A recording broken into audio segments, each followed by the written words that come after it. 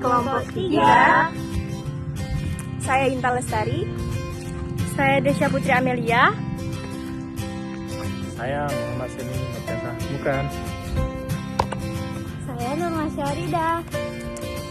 Kami akan menjelaskan tentang gangguan belajar spesifik dan motorik. Gangguan spesifik adalah gangguan kesulitan belajar pada anak. Biasanya masalah ini memiliki banyak sebutan lain, seperti learning disorder, slow disorder, dan learning disability. Anak yang mengalami kesulitan belajar umumnya adalah anak-anak yang memiliki kecerdasan tergolong rata-rata atau bahkan superior, namun mereka mengalami hambatan atau gangguan dalam memproses informasi sehingga pencapaian akademisinya tidak sesuai dengan potensi yang dimilikinya. Tidak ada ciri-ciri fisik yang berbeda dari anak dengan gangguan belajar spesifik. Namun biasanya anak cenderung mengalami gangguan ketika membaca, menulis, dan lain sebagainya. Ada beberapa jenis kesulitan belajar. Di antaranya yang pertama kesulitan membaca atau disleksia. Ini merupakan salah satu gangguan belajar yang membuat anak sulit membaca. Anak akan mengalami kesulitan memaknai simbol, mengeja, mengingat huruf, dan mengenal kata. Ia pun akan kesulitan membayangkan bagaimana membaca gabungan huruf menjadi sebuah kata. Gangguan ini bukanlah ketidakmampuan fisik, melainkan otak mengalami kesulitan untuk mengolah dalam memproses informasi dari bacaan. Yang kedua adalah kesulitan menulis atau disgrafia. Kebanyakan anak yang mengalami kesulitan menulis biasanya diawali dengan kesulitan membaca. Pada masalah ini anak akan sering melakukan kesalahan dalam menulis. Selain itu, ia pun bisa memiliki tulisan yang buruk, juga mengalami kesulitan yang menulis huruf sambung. Yang ketiga, kesulitan berhitung atau diskalkulia. Kesulitan berhitung merupakan gangguan pemahaman numerik dan pemahaman mekanisme aritmetika pada anak, di mana kemampuan berhitungnya di bawah rata-rata daripada anak seusianya. Pada umumnya, ia akan kesulitan mengoperasikan simbol, memahami soal cerita, juga kurang bisa memahami tahapan-tahapan dalam menyelesaikan suatu soal. Yang terakhir ada kesulitan belajar nonverbal. Pada jenis ini, anak akan mengalami kesulitan untuk menangkap hal-hal seputar nonverbal, seperti tanda sosial dan aturan sosial. Anak dengan gangguan ini biasanya tidak bisa menerjemahkan konteks bahasa tubuh dan juga mengerti bahasa atau ekspresi wajah orang lain. Gejala dari gangguan belajar spesifik ini, yang pertama ada gangguan bicara dan bahasa, sulit mengucapkan kata-kata dan memahami kalimat. Yang kedua mengalami masalah dalam belajar huruf, angka, warna, bentuk, dan lain. Yang ketiga ada kesulitan mencari ekspresi kata yang tepat. Dan yang terakhir sulit mengikuti perintah, membedakan kanan dan kiri. Karakteristik gangguan belajar spesifik. Ada beberapa. Yang pertama memiliki potensi atau fungsi kecerdasan minimal pada tingkat rata-rata. Hal ini dibuktikan melalui tes inteligensi atau nanti dilihat dari skor IQ-nya berapa. Yang kedua memiliki prestasi akademis yang jelek dan tidak sesuai dengan hasil tes inteligensi, usia, dan tingkat pendidikannya walau sudah mendapat pembelajaran yang optimal.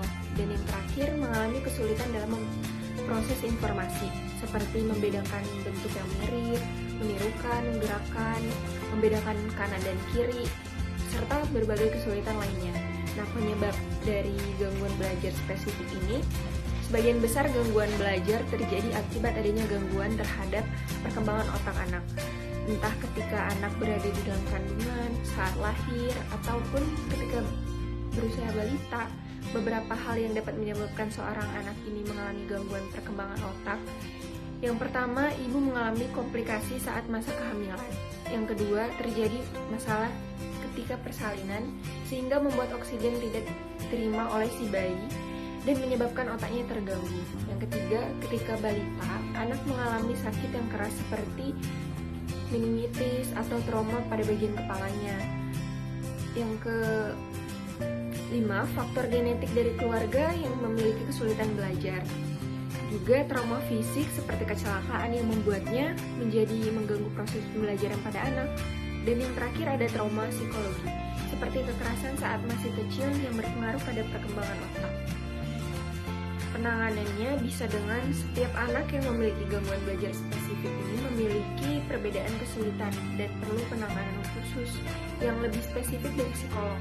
Pada awalnya, anak akan diperiksa terlebih dahulu untuk diidentifikasi, anak akan dilihat kemampuannya, dan kemudian akan ditetapkan metode apa atau terapi apa yang tepat dan sesuai agar ia mudah belajar. Terima kasih. Gangguan perkembangan motorik. Perkembangan motorik adalah tahapan pencapaian kemampuan anak yang kompleks dalam mengendalikan otot tubuh. Gangguan perkembangan motorik dapat menyebabkan kesulitan belajar. Perkembangan motorik dibagi menjadi dua. Yang pertama, perkembangan motorik kasar, yaitu seperti menegakkan kepala, duduk, berdiri, dan berjalan. Yang kedua, perkembangan motorik halus. Perkembangan keterampilan motorik halus itu seperti menggenggam, melepaskan, serta memanipulasi objek. Kemudian, tanda-tanda keterlambatan perkembangan motorik kasar dan halus. Yang pertama, posisi anak terlihat asimetris kanan dan kiri saat berbaring atau telungkup. Yang kedua, gerakan lengan dan tungkai terlihat asimetris kanan dan kiri. Yang ketiga, jika diangkat dan diberdirikan, kedua tungkai anak menghilang. Yang keempat, belum dapat berguling setelah usia 8 bulan. Dan yang kelima, kedua lengan dan tangan cenderung berada di samping tubuh. Yang keenam, anak tidak dapat menggenggam benda dengan kedua tangan.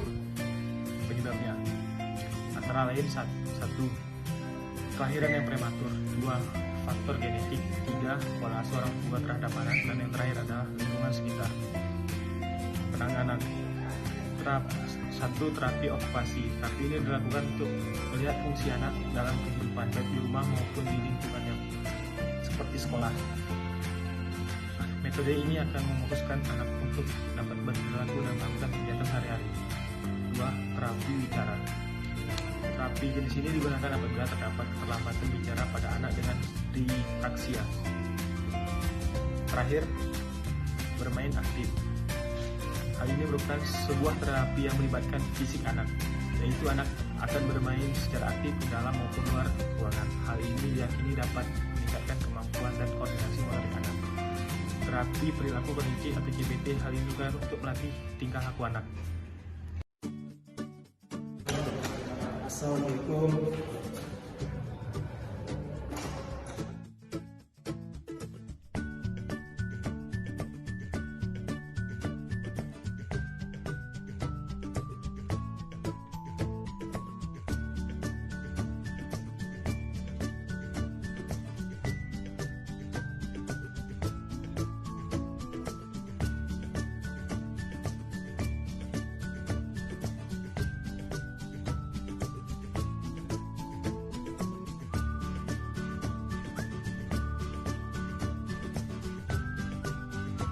Jawaban yang pertama ibu. Dibaca ibu. Ini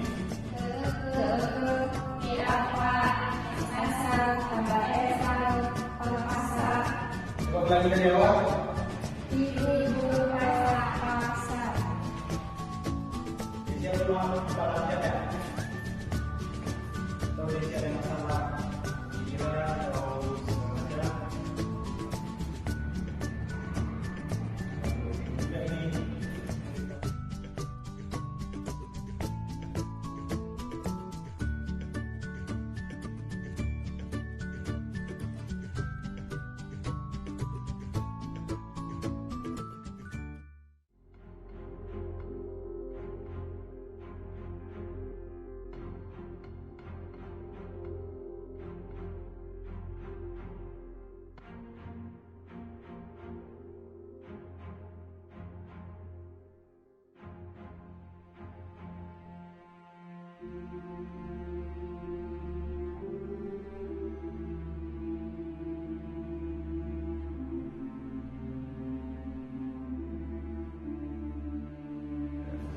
Untuk pelajaran hari ini cukup belajar dari Bapak mudah-mudahan ilmunya bermanfaat dan bisa diterima oleh pelajar.